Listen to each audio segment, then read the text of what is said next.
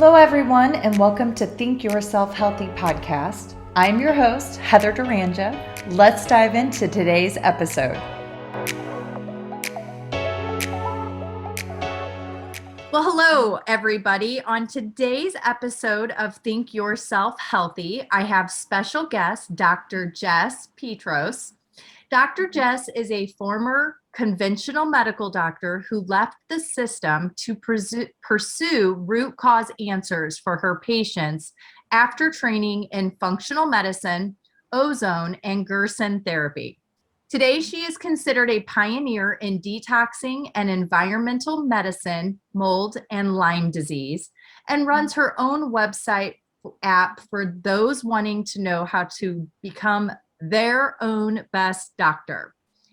Well, thank you so much for being with us, Dr. Jess. I truly appreciate it. And Yes, thank you for having me. Oh, it's my pleasure. And I absolutely have to commend you. I love the fact that you are all about empowering others to become the experts of themselves. I absolutely love this. Isn't that the theme these days? You know, be your own best expert everywhere. Like you really should do research, you know? Yeah, absolutely. And I know for myself with my own health and wellness journey, that's what brought me to where I'm at today, was getting diagnosed with a chronic disease, not being able to get health insurance, and then being told that I only had 5 years before I was either going to need transplant or dialysis. Whoa.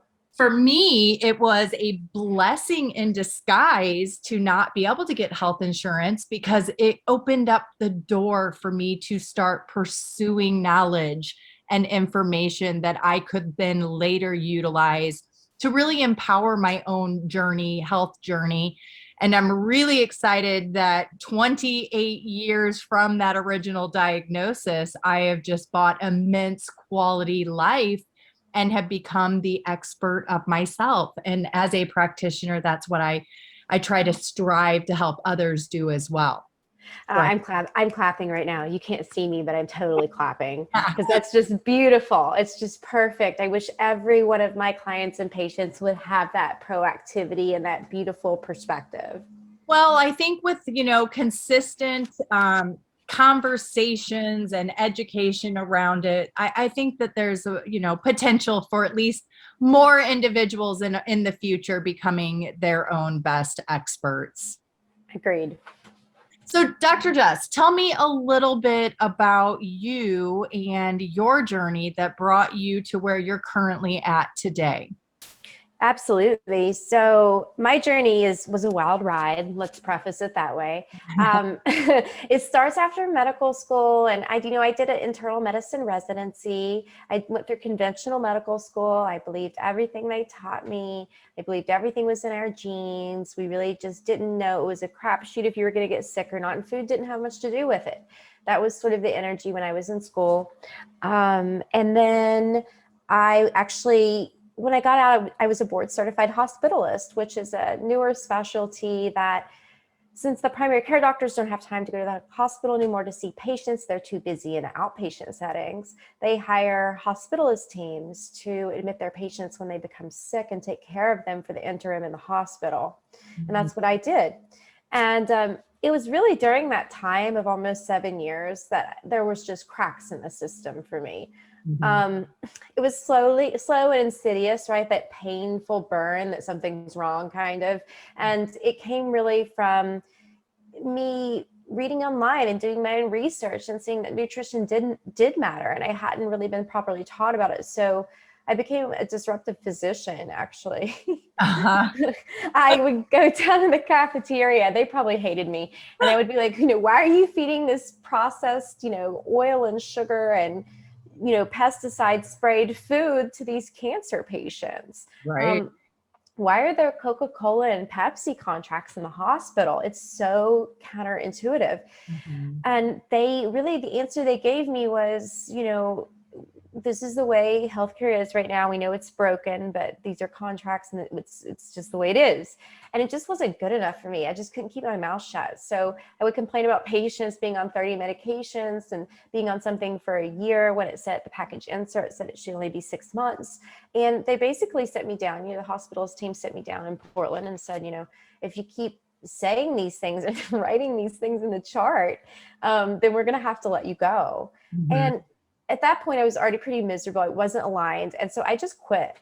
And I probably wouldn't have done it as quickly as I did it had I known the repercussions of how there isn't a ready-made system for any sort of integrative or functional medicine outside of conventional medicine. You really have to be your own best businesswoman too. Yeah. Right? So I made like a third of my salary. I was living with a friend. I was shadowing naturopathic doctors every day and really going back to school. Mhm. But it was a sacrifice that was well worth it in the end because I'm really happy now. Oh, that's fabulous. I love that. I love the fact that you intuitively knew the system was broken. It wasn't working for you, and your heart was not aligned with providing that kind of protocol and care with individuals.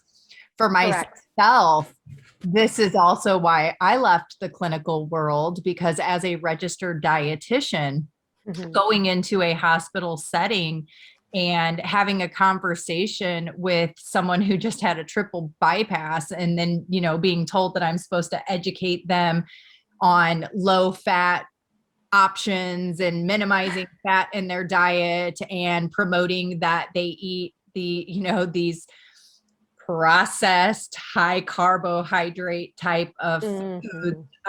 Just, it literally broke my heart. And I found myself feeling really resentful and angry, and losing the passion for wanting to help people, because I knew that what I was teaching, or what I was being encouraged to teach, was bullshit. And so when I started speaking my truth and saying, hey, we need fat in the diet, and we need to minimize these carbohydrates and whatnot.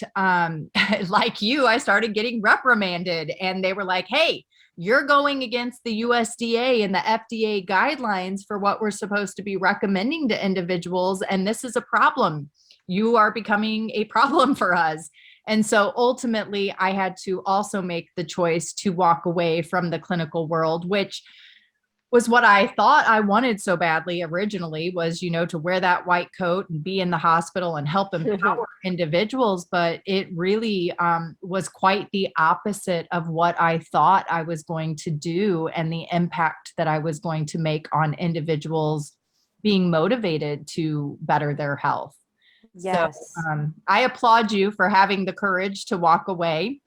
It's not an easy thing, especially when we've spent so much time, so much money, so much, just so much of our life invested in this idea of being this clinical practitioner, and then realizing, this isn't where I'm supposed to be, can be hard.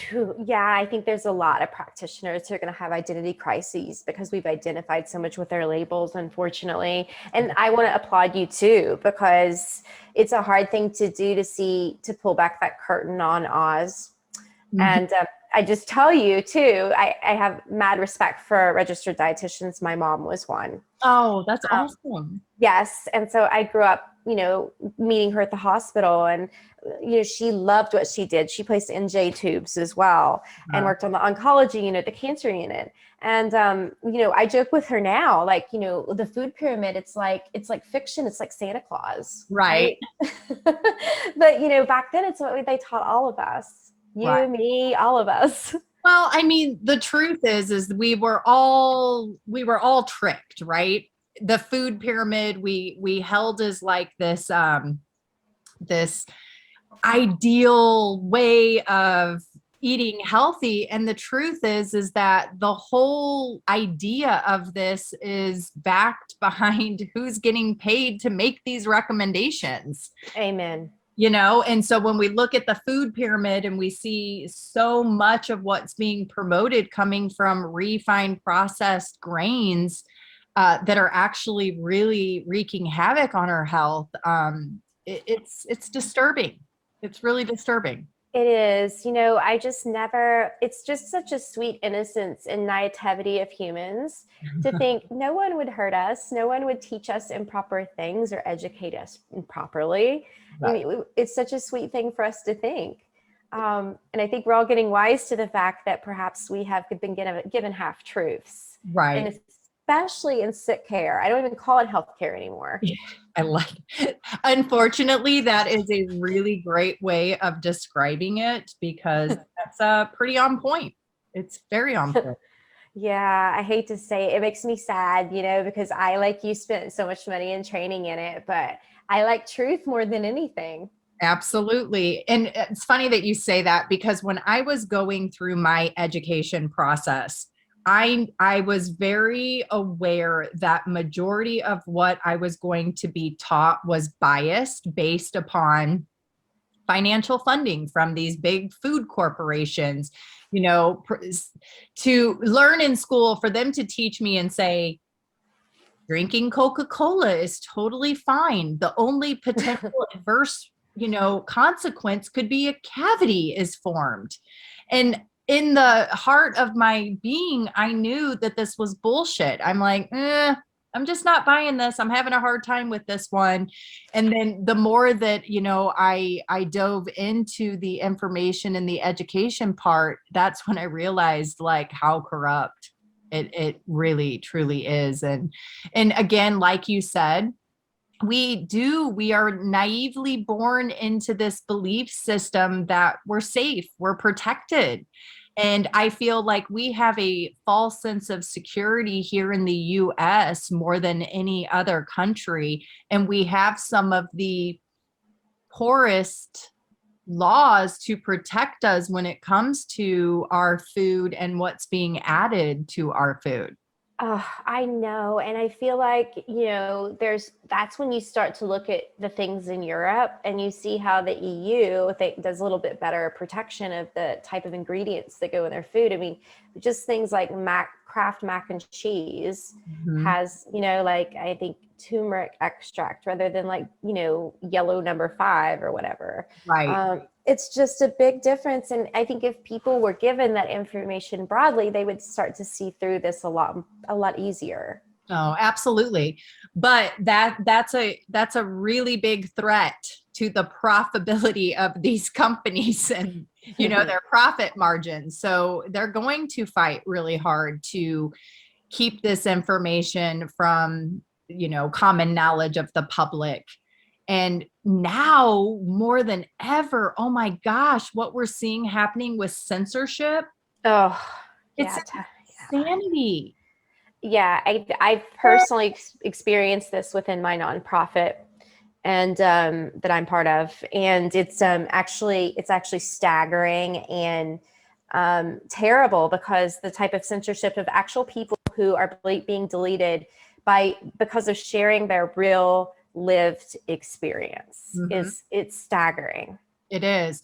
Well, so you and I think it's pretty safe to say we would both consider ourselves holistic practitioners. Yes. And right now, what I'm seeing happen is that holistic practitioners are really being targeted and censored. I know even with my podcast, what has been happening with the podcast in the last 6 months, it's just shocking to me the power that these tech companies have at being able to monitor the information that's being shared and limit it from the masses.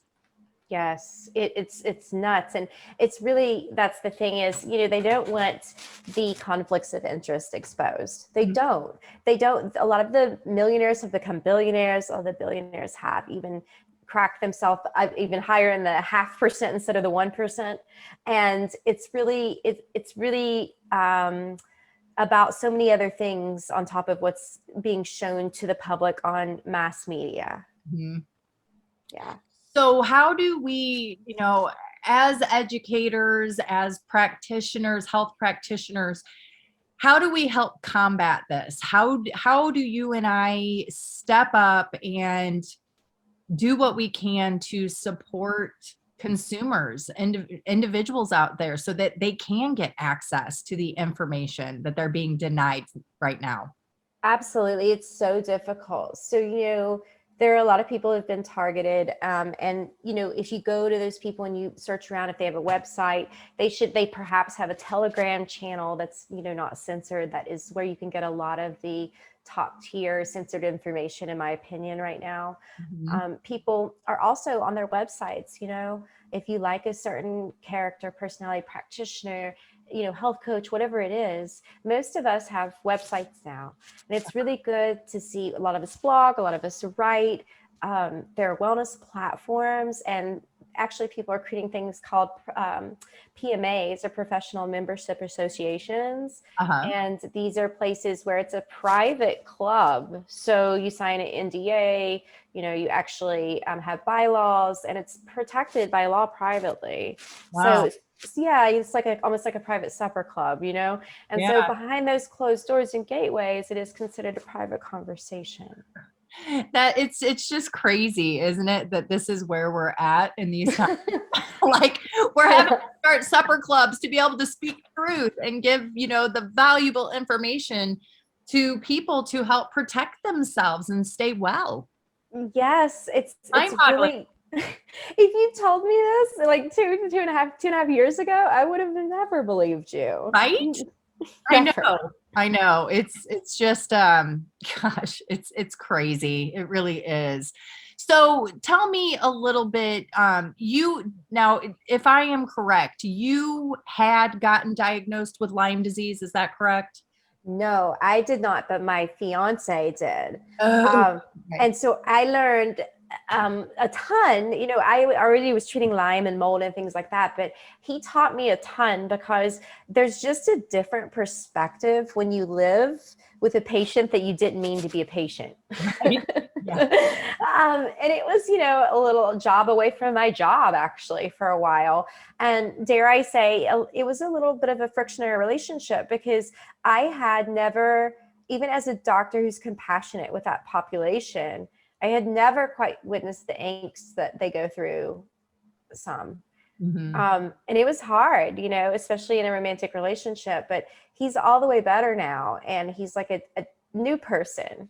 And so I want to give that hope to people, that you are able to heal from these things that sometimes people tell you can't heal from.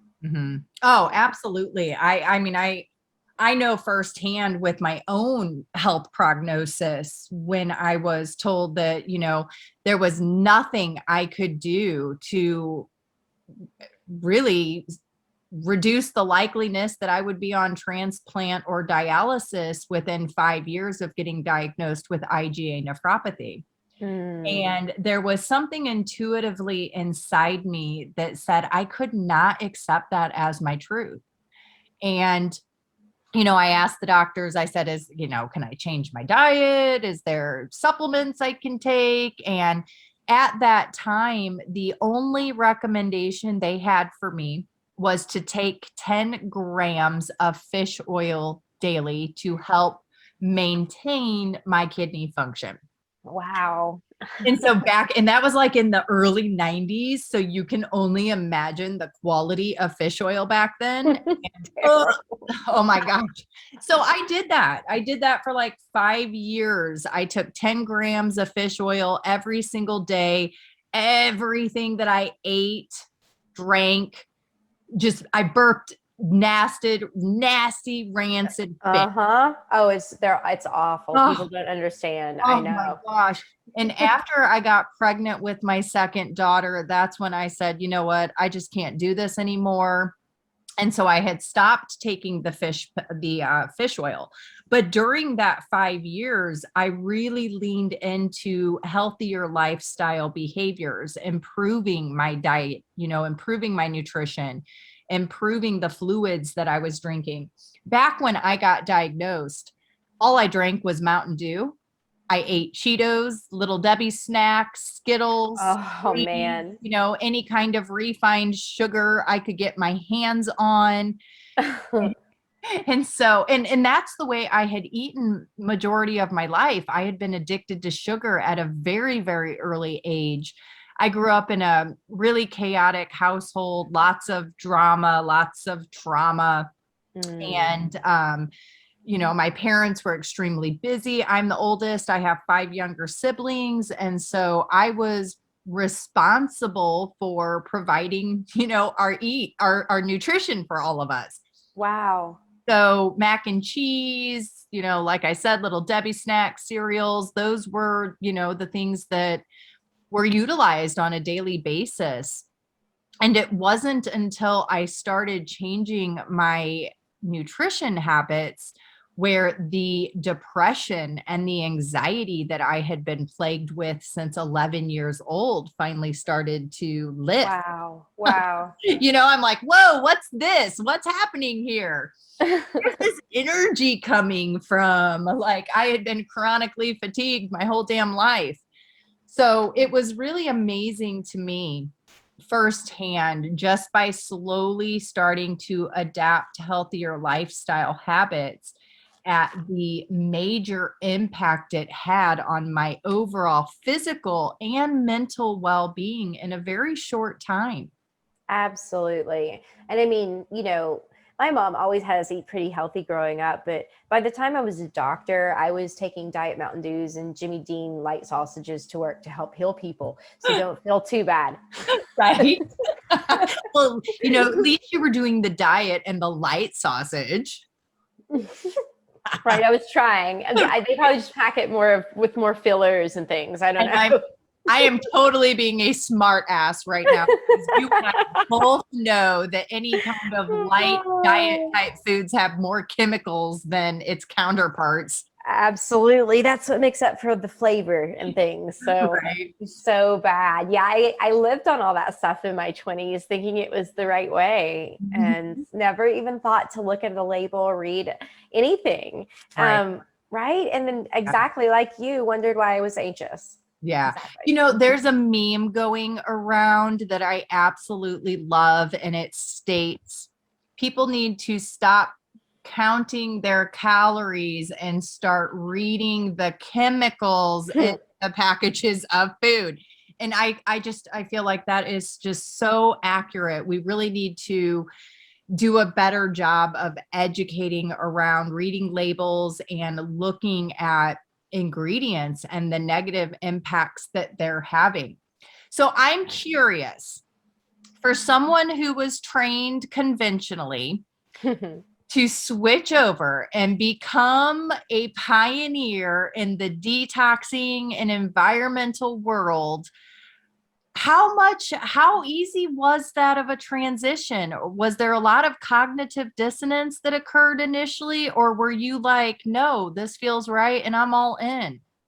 Yeah, I was pretty much all in because the people at the hospital didn't have good answers for me. They were like, we know it's broken and we can't do anything about it, basically. But you can't act like this. So I had been, on social media, and people make lots of claims on there. But when it was health claims, I had the backing and the know-how to go research to see if it was true. And so what that did was open my eyes a lot because I could take care of the research on my own. And I saw that a lot of the claims were true. A lot of them weren't, right? So it opened my eyes. I was all in.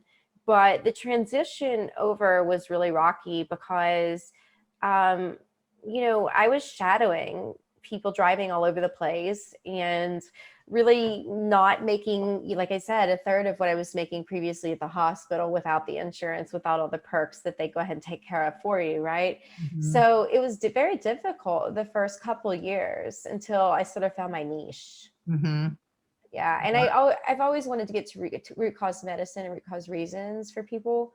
So that's really what led me down to like chronic Lyme, mold, parasites, biotoxin illness, sick building syndrome, because I felt like that was it, and a root cause for people that was being missed so much by conventional medicine. So we know that chronic inflammation is one of the root causes for a lot of these disease states, especially autoimmune issues that we're seeing so prevalent now. So when you're working with clients,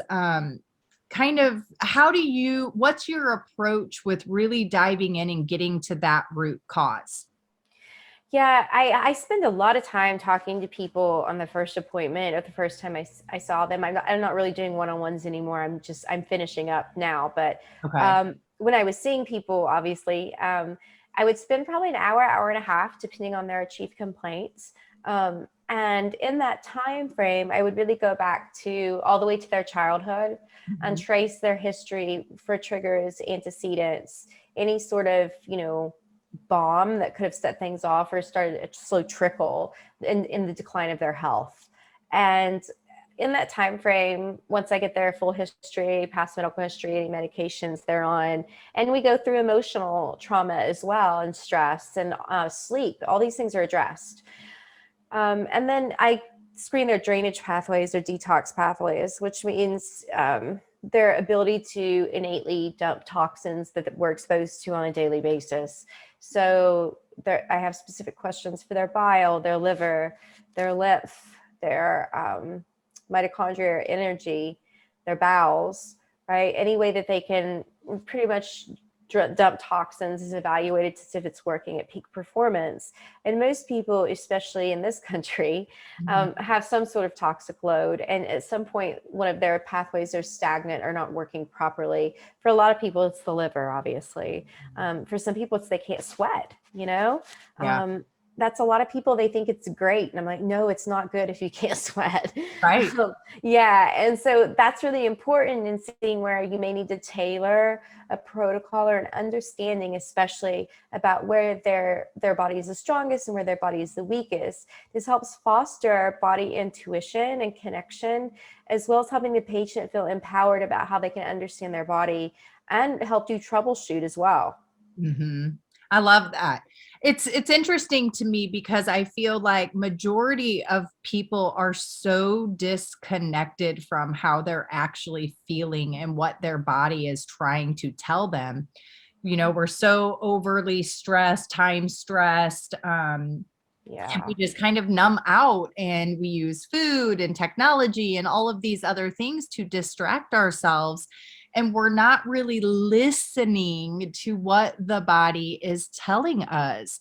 So, Mhm. for the average listener right now who, maybe has all of the typical chief complaints. They're low energy, they're not sleeping well, they can't lose weight, they don't have a lot, maybe they don't have a much of an appetite, or they're doing a lot of binging in the evening.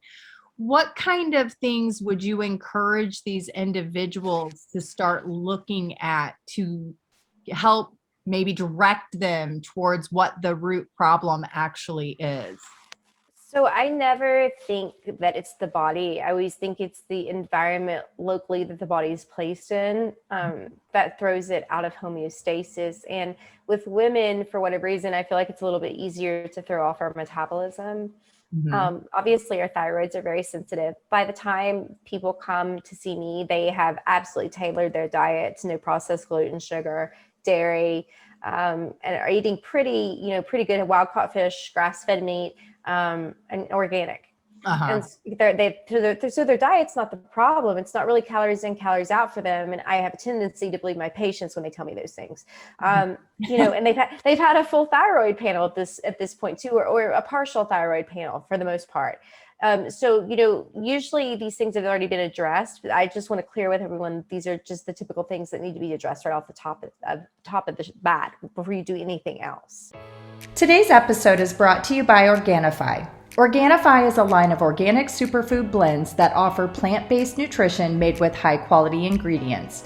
Most of us could use a little more energy in our day, but caffeine can only do so much. At some point, we have to look at root causes of our fatigue.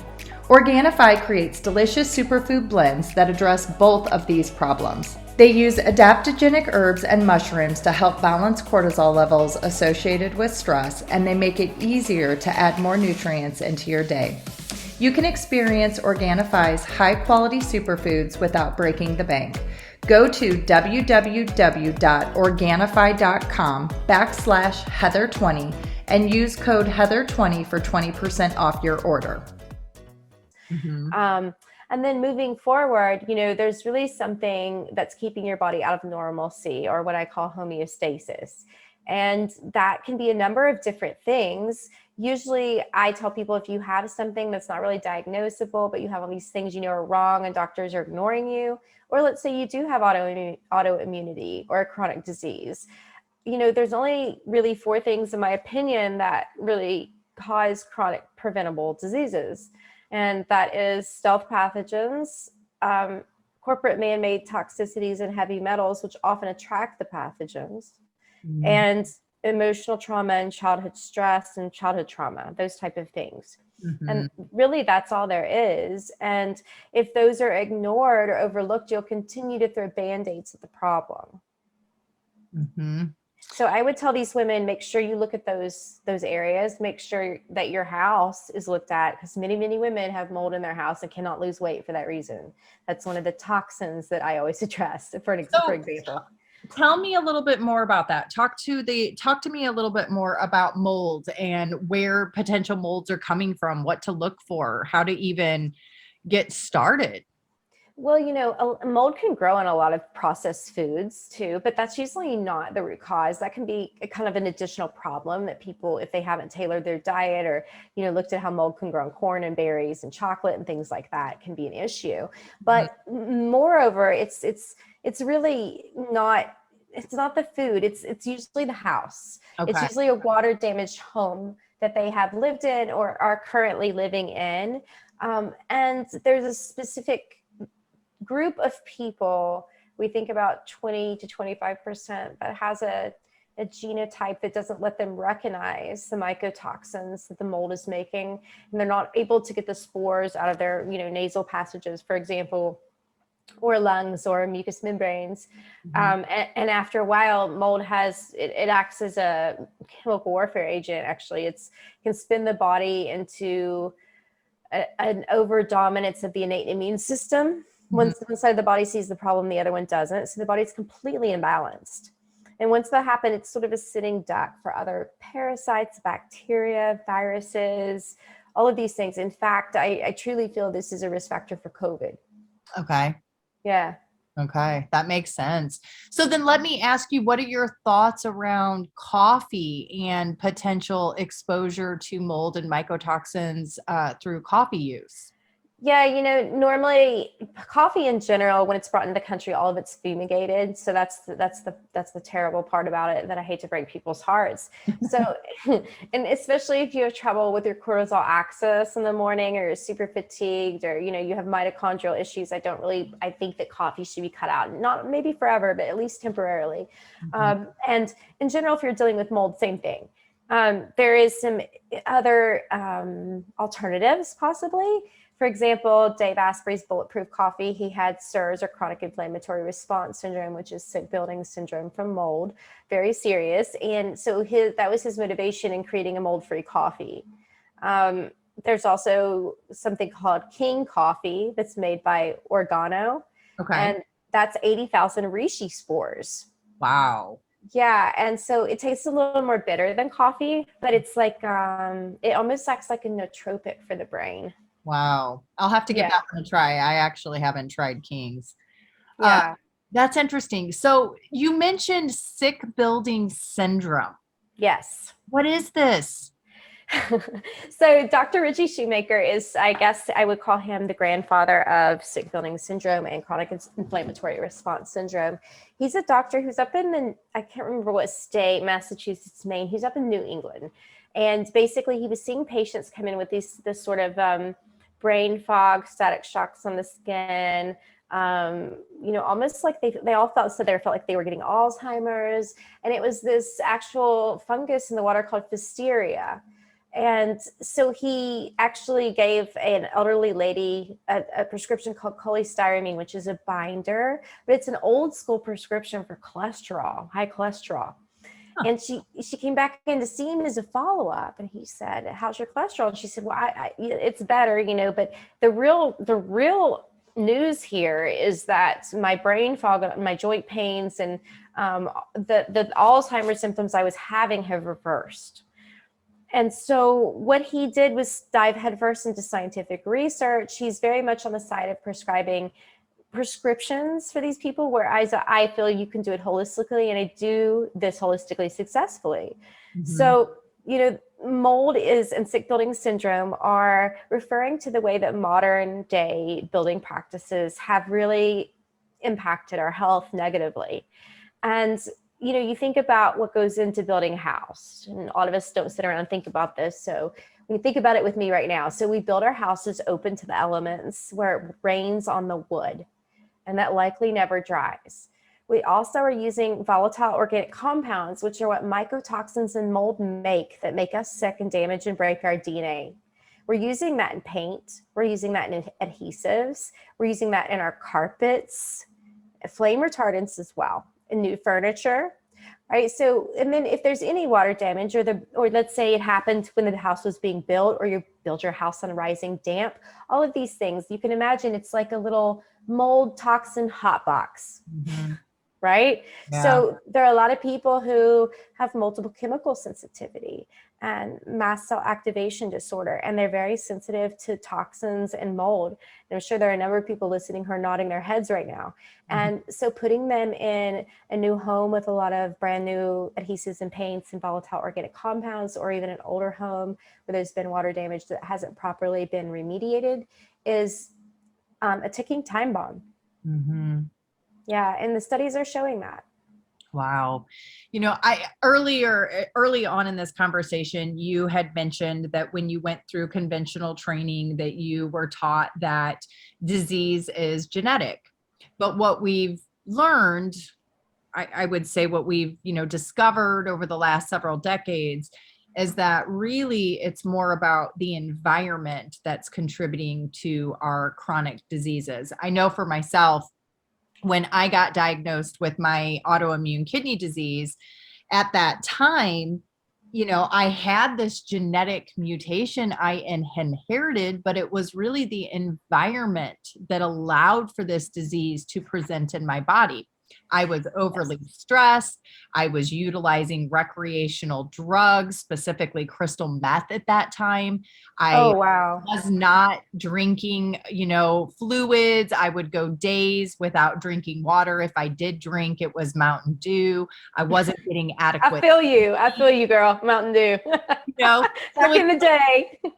And so for me now, I understand how this happened. And then through changing my environment and really focusing on the lifestyle habits, I've been able to maintain a high quality of life. It's been 28 years since I got that diagnosis. They told me I had 5 years that I was going to be on dialysis or transplant. And when I go to my doctors, especially my nephrologist, and I have my checkups, they're always like, who the hell are you? And how have you done this? Oh, And for me, it's really exciting because it hasn't been hard. It hasn't been hard. I slowly started changing things and building that solid foundation that allowed for me to have a sustainable, healthy lifestyle that has given me 28 years of quality to my life. When people see me, they always laugh. They're like, they always say, I have 2 daughters, 25 and 20. And so when they meet us, they're always like, oh, are you guys sisters? And my daughters, they'll get irritated. They'll be like, no, that's our mom.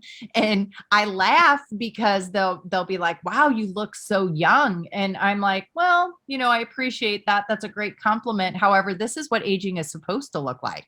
Correct. This is what it's supposed to look like. Like, I'm not doing anything, exceptional, drinking from some fountain of youth. I'm just doing the things that help to support my overall health and my body's ability to regenerate itself in an appropriate amount of time. So reducing that toxic load, in my opinion, is one of the best things that we can do to, quote unquote, reverse the aging process. Oh, absolutely. And you hit on a good point too. Almost like keys on a piano, our genes can be turned on or off. And just because you have a gene doesn't mean it's expressing itself. Right. And even if your parents pass the gene on to you and it's active, what turned their genes off or on? Something, right? Right. But I So, really love that. yeah. In all reality, I feel like with that conventional kind of, programming we've had with it all being genetic, it's really favored us to be the victim. And when Uh-huh. we're the victim, we don't empower ourselves and we don't take action on the things that are necessary to support our desired goals and outcomes.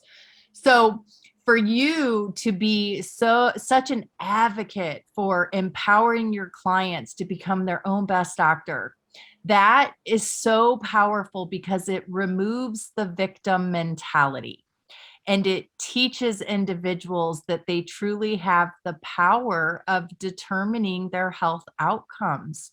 And to me, that's like the most powerful, just like this fire that gets lit under my ass. Like, oh my God, we all have this potential. We can all do this. Yes, that's right. I totally believe that too. I love it. Yes, it's about activating yourself, and it's a level of self-love as well, I think. Oh, without a doubt. And I also love the fact that you recognize childhood traumas and evaluating those with your clients, your patients, because in my opinion, well, you and I could have some really great conversations, especially talking about stress response and how trauma, plays a role in stress response and how that impacts our nervous system functioning and specific hormones that are released into the bloodstream that ultimately alter the pH of our blood. And then we create what are called metabolic acids that then get lodged into the mitochondria of our cell, creating disruption. Yep. And so when I originally started talking about this, with other medical practitioners, they're like, you're a fucking quack. What are you talking about? Like, are you really telling people this? Yeah, And it's terrible. They don't understand mitochondrial damage sometimes is the same thing as an overabundance of reactive oxygen species and a need for antioxidants because there's free radicals. When you say things like that about the mitochondria, they'll listen to you, right? Yeah. Yeah. So I love that you are so passionate and adamant about really educating individuals on those initial root causes that contribute to the genetic mutations turning on. So, what kind of environmental toxins, I guess if you had to give the audience just three non-negotiables, three easy things that they can do to minimize environmental toxins, what advice would you have? Oh, that's a great question. I love this question. So it's really a lot easier than everyone out there might think. It's not this hard and difficult thing, and you can just do one thing, every week, every other day, whatever you feel comfortable with, and pretty soon you'll have a revamped life eventually. If you continue to change things, you don't have to do everything overnight. I just want to stress that to people. So it's probably my top 10 like xenoestrogens, xenobiotics to avoid are things like dioxins and PCBs, flame retardants, BPA, which is in plastics, phthalates, things in the water like chlorine, perchlorates, pesticides, and then some heavy metals, maybe like mercury, lead, arsenic. These things are really can help alter our DNA in a negative way, even fool our hormones and cause a lot of hormonal issues for men and women. Right. And so where are these things found? Where are these things found, especially in your home, which is where you have the most control over what's there? They're obviously found in food, which we touched on a little bit. They're also found in things like carpet and paint, which we talked about a little bit. And there are healthy alternatives to carpet and paint, removing carpet completely. There are some really non-toxic paints out there. Things like air fresheners, Glade plugins, Febreze, all of those things. Febreze actually contains a number of different carcinogens. It doesn't get rid of the smell, it just encases it in a chemical bubble. Right? A lot of these Scentsies and Febrezes and things like that are really toxic, volatile organic compounds. Again, even dryer sheets and laundry detergents, dishwashing liquid, all those things there's a reason they don't have the ingredients listed on them all the time. And some of the things, like even seventh generation admirers, can be a little bit greenwashed. We want to look for things that really brag about their products. I really love Branch Basics for health. I love them, right? They're amazing. Yes. Amazing. And their products are so versatile. Yep, they sure are. And you guys don't have to worry about it. I mean, it's like a little mom and daughter's team who came up with this, and they're amazing with the ingredients they use. Yeah. And so look for people like this, because they're out there and they want to brag about their ingredients, not hide them from you. And you know, people who really clean their house with these toxic chemicals, they have a lot of eczema and allergies, and that's because they're killing their gut and their skin microbiome. Yeah. Well, and then also what kind of impact is the exposure to those household cleaning cleansers, how is that impacting mental health, cognitive function? Oh, right. Because a lot of these things like pesticides and all these volatile organic compounds, they're very lipophilic, which means they love the fat. And our brain is made of fat. It's 70% fat. And so you see a lot of neurocognitive decline, a lot of aging, and these early neurologic diagnoses. And you have to wonder if it's not due to all these persistent organic pollutants that hide in the fat tissue. It's a shame for me to say this, but my grandmother, God bless her, she was a chronic cleaner growing my whole life. She was one of those individuals that never could sit still. She constantly had a cleansing spray in her hand and a rag. And when she got into her early 50s, that's when I noticed that her cognitive function really changed. She's now in her mid 80s. And I kind of joke with my mom, I'm always saying, well, it's all those damn cleansers. Like, they destroyed her brain. Her cleaning destroyed her cognitive health. But there's truth to that, which is frightening. Yeah, it definitely is. I mean, we joke about these types of things, but it really makes me pause and wonder. We all are pretty much know about how bad like Roundup Ready and Monsanto and pesticides are now because of all the talk and the education. But we don't think about all of the other household cleaners we've grown up to see, like commercials, right? With these things that make us feel warm and fuzzy about them and the smells that come with them. Right. So one last question I have for you before I let you go. What are your thoughts around, perfume use? I know that a lot of young women specifically are constantly spraying perfumes and different body sprays on them to, give themselves this awesome smell. What are your thoughts? What are your thoughts to these women who are utilizing these on a regular basis? How potentially harmful can these be? They're pretty bad, actually. A lot of these smells that smell good are, again, volatile organic compounds. They're chemicals, man-made chemicals put together that are not good for you at all. Unfortunately, I hate to tell people that, I used to love Bath and Body Works, but right.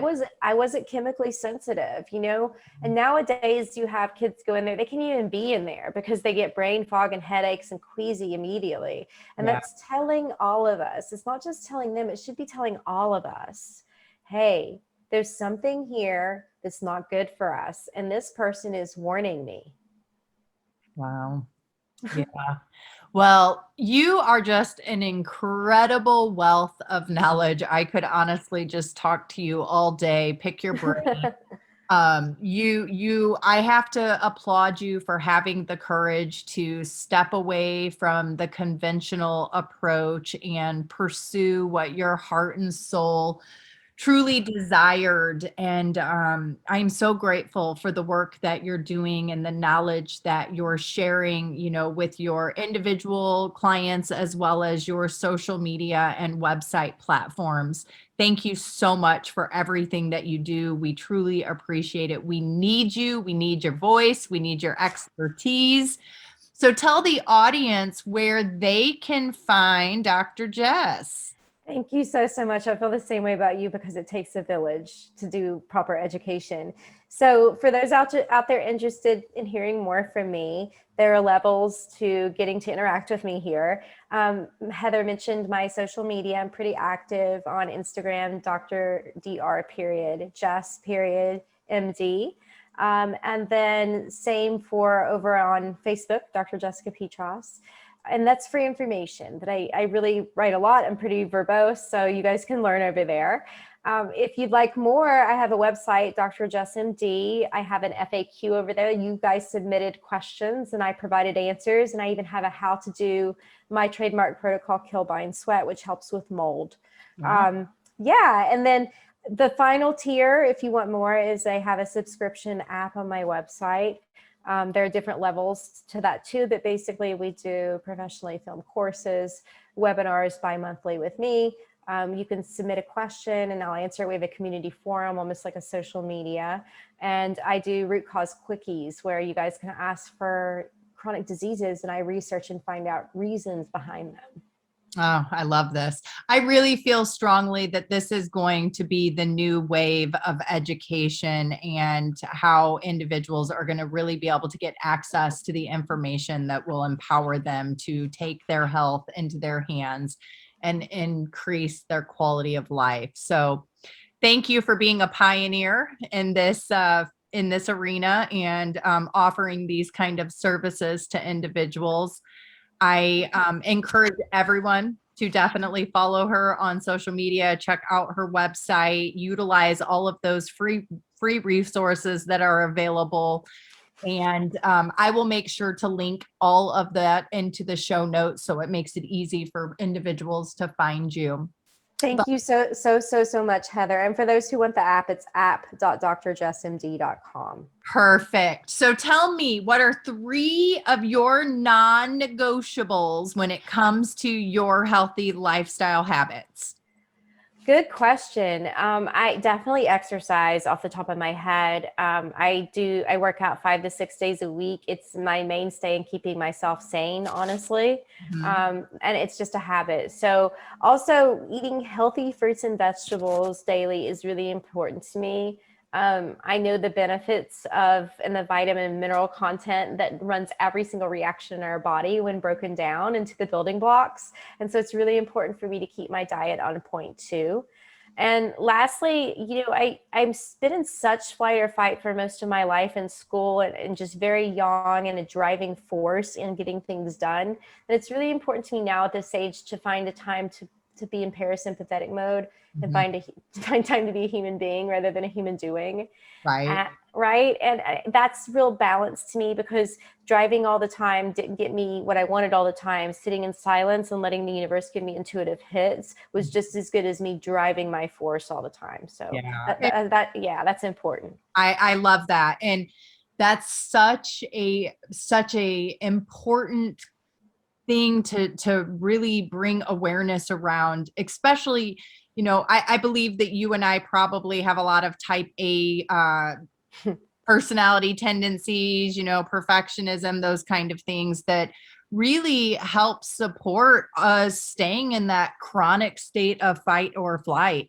So I know for myself, trying to lean into that parasympathetic nervous system response was absolutely challenging. It was so hard. But in the end, with my small efforts and being consistent with that, it's allowed for me to be able to override that default state of always being in that fight or flight and being more in a parasympathetic nervous, response now, which is a beautiful gift.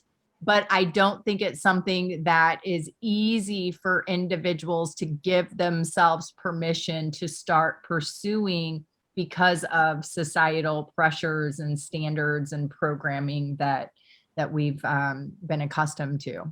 Right. I completely agree. I didn't even realize how off kilter I was until you start digging into it and you're like, whoa, this was my new baseline and I didn't even know. Right. Oh man, I could talk to you for days. There's so many. Yeah. I'd love to do a part 2 if you're open to it. There's so much we could dive into. Oh, I know. We'll have to do a follow-up maybe. Love it. Well, Dr. Jess, thank you so much for your time and your expertise. I know that there are all kinds of just really valid stuff that we've shared today that connects with the audience. And for anyone who has really just liked what Dr. Jess is chatting about, I encourage you to reach out to her and check out her work. She's an expert.